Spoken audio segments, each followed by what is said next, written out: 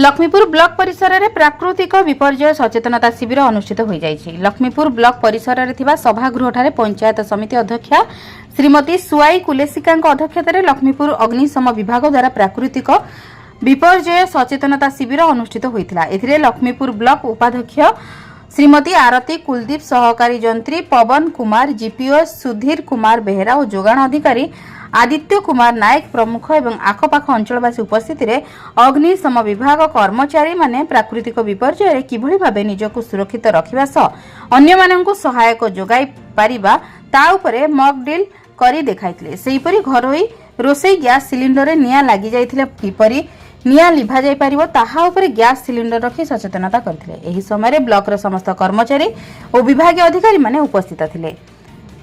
कोरापुट लक्ष्मीपुर संजय कुमार पाणी रिपोर्ट, जन अधिकार लाइव।